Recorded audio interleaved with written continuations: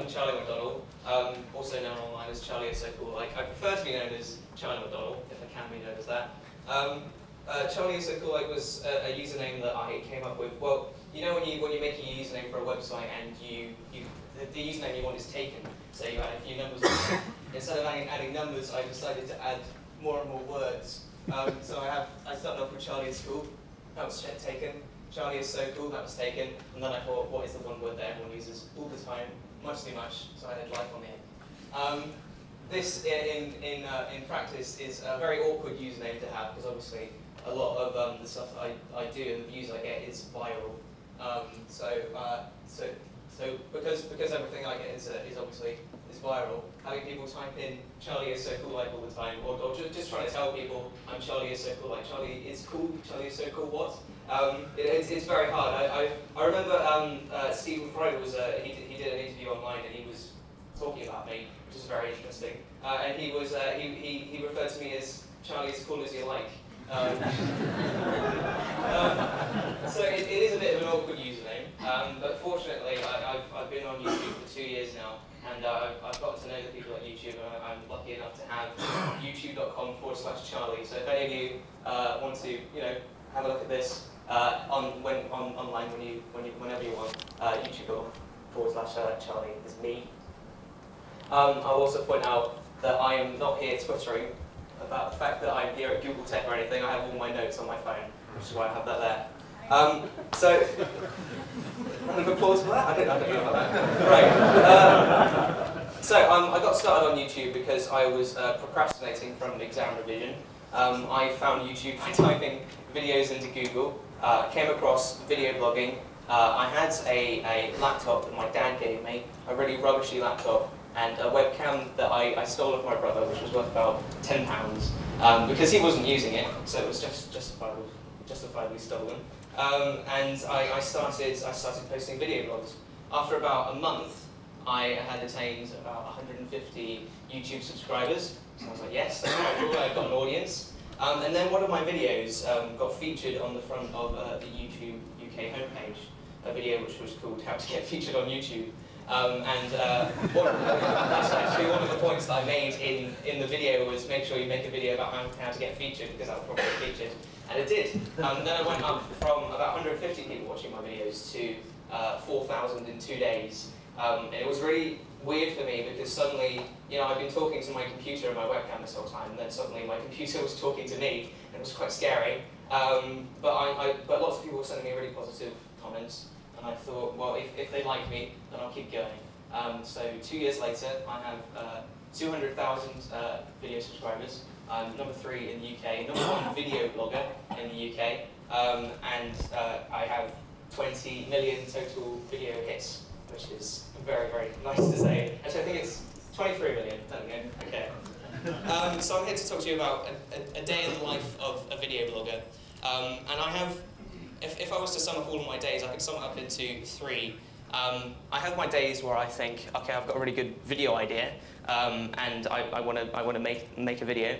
And what is really nice for me is that the idea and the making of the video and the editing of the video and the uploading all happens within about 3 hours. So it's a very, very quick process. And then once that video is up there, I can get instant feedback from all of the people watching me. Most of the time, a lot of the comments are saying, wow, you're so funny, you're so cute, or whatever. Or I really like your accents. All of it's spelled wrong. But I do get a lot of comments from people who say really nice things about what I do.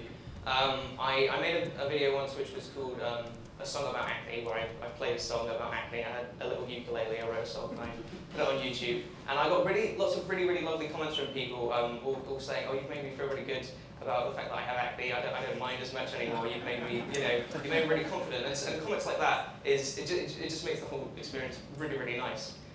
So that's kind of a day in me just uploading a video and posting it on YouTube. I also have, as a result of becoming well known on YouTube now, I have days like this, where I come to Tech at Google and I talk to loads of people who know more about tech than me, which is, it's really, really odd. It's very, very strange to me that something that started off you know, as procrastination and just a hobby. I mean, it still is a hobby, but it's become just so much bigger than me now. It's very, very odd. I'm doing a project at the moment called Chart Jackers, which I might be able to show you on the screen. Hold on.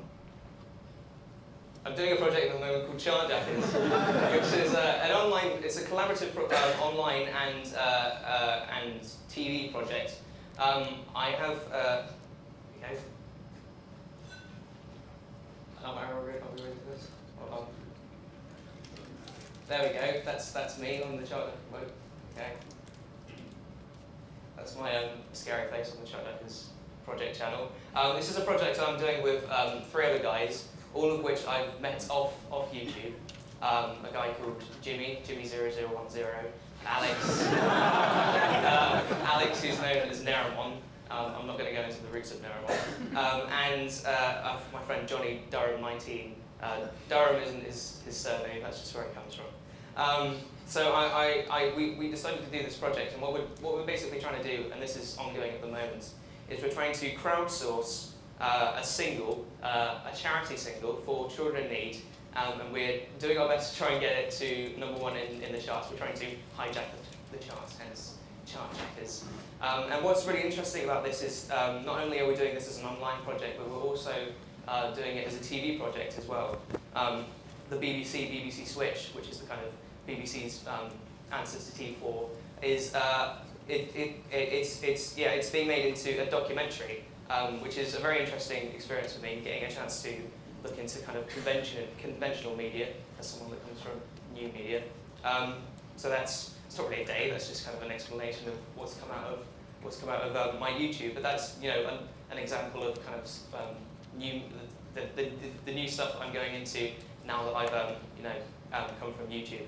And then also, I have what I've written in my notes as boring days. I had video days, media days, and boring days, because I am still a teenager. I live at home with my mum, and the majority of my time is spent playing computer games and refreshing Google Reader, and just opening up all of my tabs on Firefox and then closing them and then opening them up again to see if anything has changed in the last 5 seconds.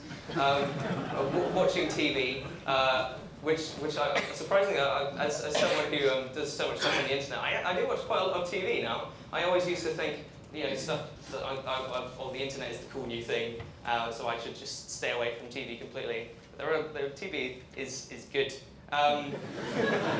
Just putting that out there. Maybe it's now that I'm doing a TV show, I don't know what it is, but I like television as well. And I want to talk a bit about kind of my consumption trends, like when I'm at home and I'm looking at Google Reader.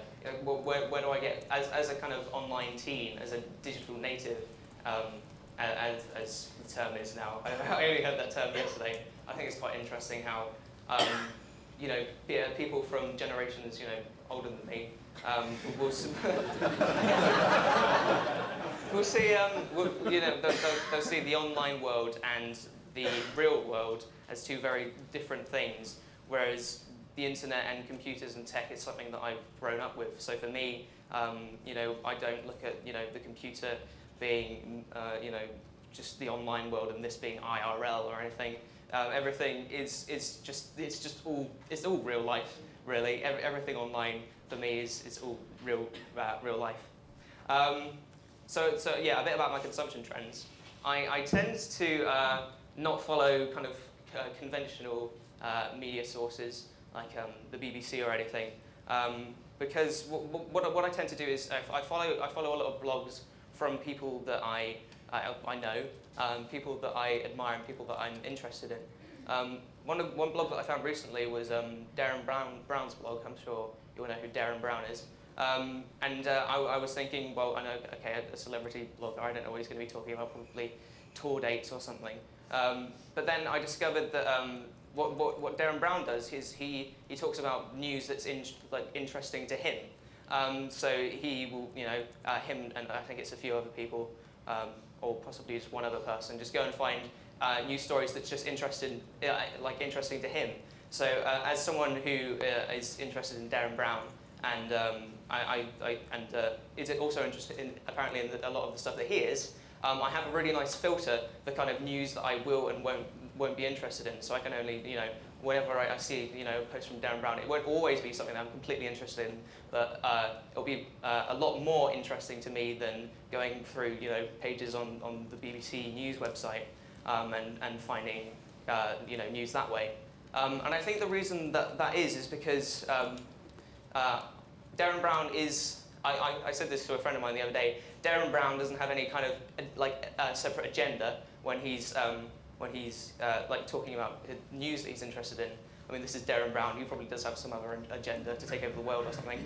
But typically, when you're reading a blog from someone, they haven't been asked to post news or anything. It's not like a news website. He's only posting posts because there's stuff that he's genuinely interested in. And I think that's very important for me to get all of my news from kind of honest sources like that. Which is also what I don't want you to look at that picture of me anymore. Sorry for leaving it up. That's ever so slightly more flattering. What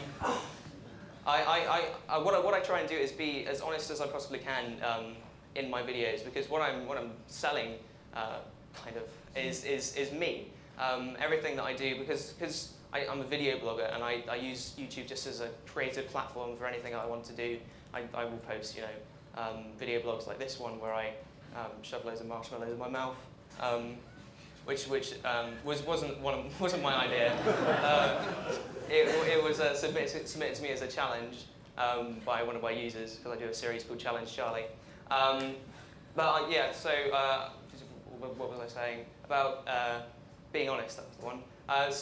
So I have things like Challenge Charlie, but then I also do songs, I do comedy skits. So I do such a wide variety of different things that the only thing I can really say is that my product is me, because people aren't going to see any kind of specific content.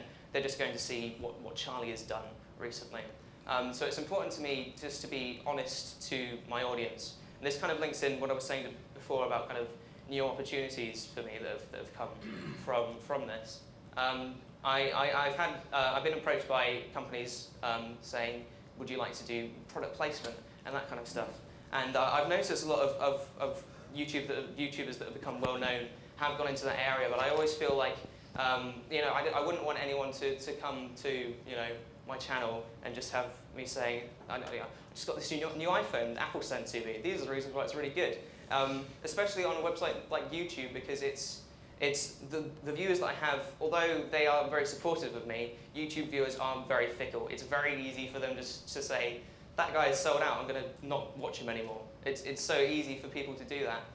So I do my best to be as honest as I can and not to sell out. That's what I try and do. And I think that's why people enjoy watching me, because I'm honest. I'm not treating my YouTube as a kind of